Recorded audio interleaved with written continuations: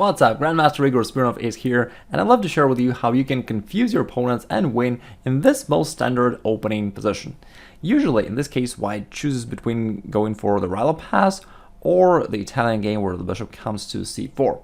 Instead of that, you may play knight to c3, which is known as the three knights game, and it usually leads to a calm positional chess, just very standard. But we have here something unexpected for your opponents. What will they do? Well, in this position, your opponent will usually either play knight f6 or bishop c5. These are by far the two most popular moves. And it's hard to believe that one of them is actually wrong, and it's a relatively serious mistake. I'm talking about the move bishop to c5. It's actually a mistake, very often a losing mistake. And by the way, if they go knight f6 instead, I'm going to share with you a little bit later how you can drag them into the same variation anyway. So let's focus on the bishop c5 for now. What's wrong with this move? It just develops the bishop, the most standard move of all. What's wrong with this? Well, there is a nice tactics, knight takes e5. And it's not really a sacrifice of the knight, because after they take, there is a follow-up pawn d4 with a fork to the knight and bishop, and therefore you are going to get back your piece right on the next move, while also getting some advantage. Now, what's interesting here is that in order to save at least a pawn, black usually captures here, which is completely wrong. The correct move is bishop d6, but it's harder to find it, and therefore only experienced opponents will choose that option, but I'm going to show you later how you can get an advantage there as well. But most of your opponents will just lightheartedly take here on d4, and after queen takes, just a couple moves were played, and already Stockfish shows that it's over +2. The evaluation is over +2 for white, so it's already completely winning. So that's funny, and that's how lots of your games will actually occur, because, yeah, I mean, black just plays the casual moves, and all of a sudden you appear on top. Now, what's the problem? Well, first of all, you have a lot of advantages here overall. You're having this pawn in the center, the queen is strong in the center, you're having two bishops, everything's just great. You're having development, you're also attacking the knight. But there is also a tactical problem for black. Not only you're attacking the knight, but there is also an X-ray attack along this diagonal, and the knight cannot really move away, because then you're going to win this pawn on g7. And that troubles black a lot, because you're going to win the pawn, you're going to attack the rook, and for that reason, it's actually not that easy for black to do anything about this knight, because, you know, if not, you're going to win it. Now, what can black do here? Well, usually they're going to play pawn to d6, which does not change anything, and black is still having the same, troublesome position. Few of your opponents will try a tricky move, queen f6 instead. And in this case, I'd love to ask you to think about this and to write it down in the comments below. How would you play here as white? I think it would be nice if you can find it on your own, because then, you'll just remember this thing better. But it's not the most common move, so let's get back to the usual continuation, pawn to d6. And now just play normal developing moves, bishop to e2, preparing pawn f4, and if the knight goes away after that, you can still renew your threat to the pawn and the rook. Therefore, black is indeed in trouble, so knight f6 is what they're going to play most often against you, trying to block out this diagonal as well as to develop the knight. But now you can play bishop g5, pinning this knight, also really annoying to black, together with all the other threats that you have. Pawn f4 attacking this knight, knight d5 potentially in the future to put more pressure on this knight. And overall, you just have so simple attack, you will castle on the next move, and perhaps queenside, just to bring your rook into play, and then you're going to start this massive attack, and there's nothing black can really oppose against it, because, yeah, black just has a passive position with no hope. If they try pawn h6, it doesn't really matter, you just go back. If they try pawn g5, cool, that's going to weaken their king side. Now their king can never be safe. You're still attacking this knight, now with your queen and bishop. In addition to that, this pawn is weak. You can always play pawn h4 and attack it, open up the h-file. You're going to castle kingside, and black position is so weak also along this diagonal that it's going to fall apart within just a couple of moves, really. Currently the knight is attacked again, you're going to castle, play h4, and black will lose probably within 5 moves. They'll resign or get in a very bad position. Okay, let's go over another line that you need to know here. So instead of playing the bishop out, we play knight c3, inviting this move bishop to c5. If they play knight f6, again, I'm going to show you a little later how to play against that. I also have another video about this, which you may check out later, which shows you the best opening traps after e4, including the ones which were used against Kasparov and Anand successfully, therefore definitely check this out. Now, let's come back to bishop c5. As we already know, this move is wrong because it allows these sudden tactics in the center. Knight takes, pawn to d4, gaining our piece back, and taking this on d4, the most common move, is just wrong, gives black a hopeless position.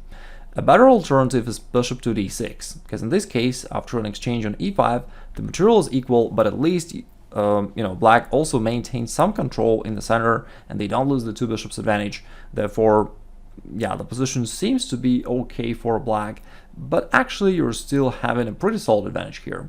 This bishop on e5 is still misplaced.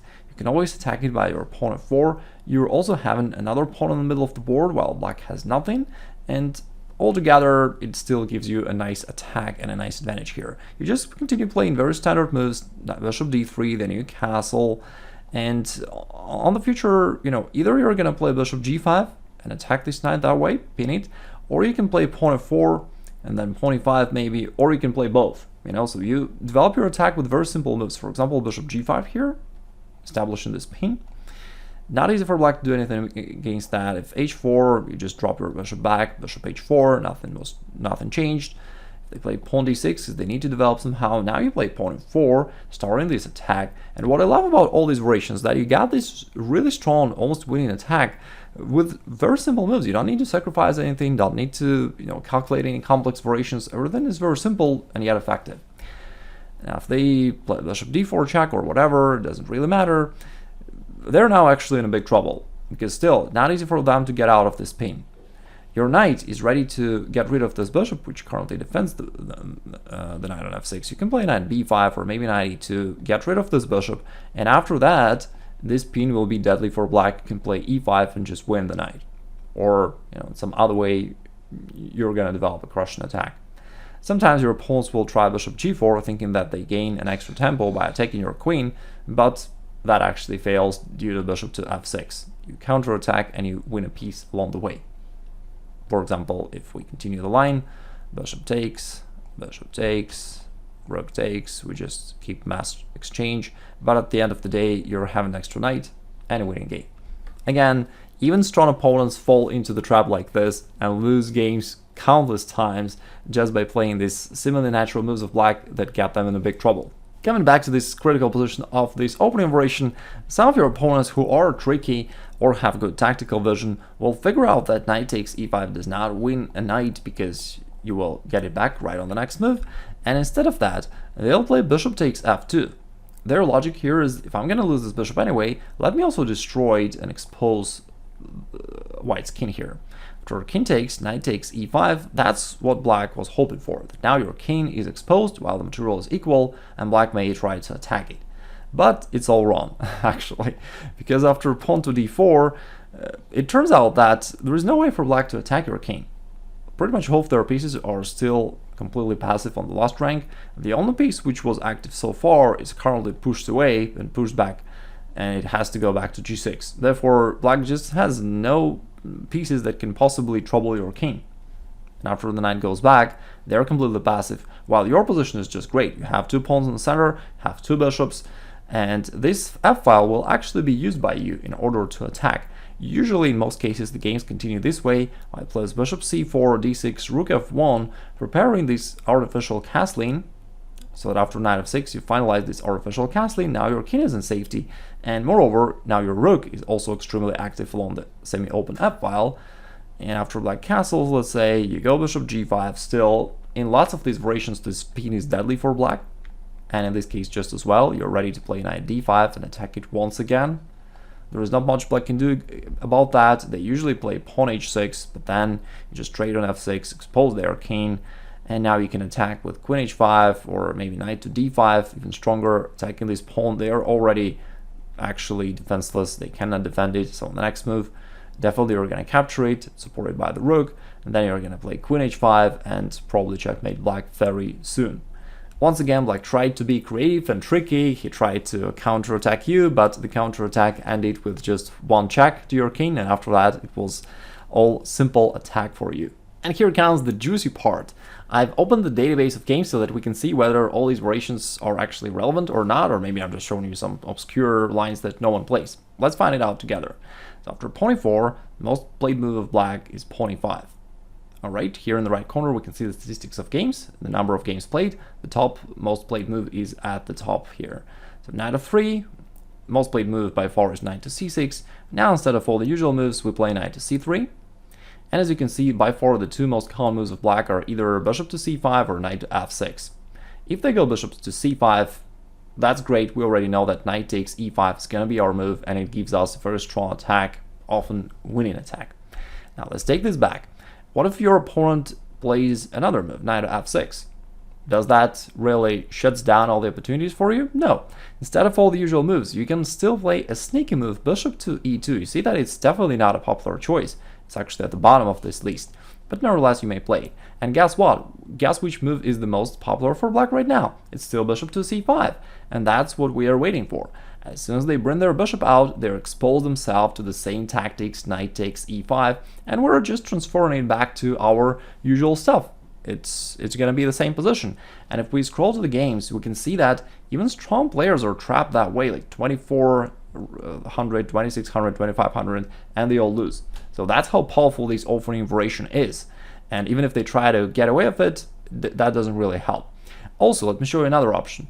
What if, let's come here after knight to f3, what if they try some sort of the Stafford gambit or the Petrov's defense, so they try to play knight f6 instead of knight to c6. Well, you just play knight c3. You don't get into those complications. Guess which move they're going to play now? Knight to c6, which drives it back to the 4 knights game, and now we already know that we have this sneaky move bishop e2, kind of in a waiting move, waiting for them to bring their bishop to c5 so that you can expose and play knight takes c5 and just open up in the center and start this deadly attack after that. So that's how you can win easily. And the beauty of this trap is that even if black plays some other move which we didn't cover, you don't compromise your position in any way, you don't weaken anything, you didn't lose any material. That's why you just continue playing the standard game of chess. But they're highly likely to get into this trap. Statistically, most likely they are going to be trapped and you are going to win. There are a couple other relevant variations which I analyzed in this video, 6 best opening traps after e4, including the lines where Kasparov and Anand were trapped, so you may check this out right now. Also, if you want to raise your chess level overall, you may attend to my free masterclass, the best way to improve at chess instantly, by clicking the link over there. And I hope you'll have a great rest of the day, and I'll talk to you soon.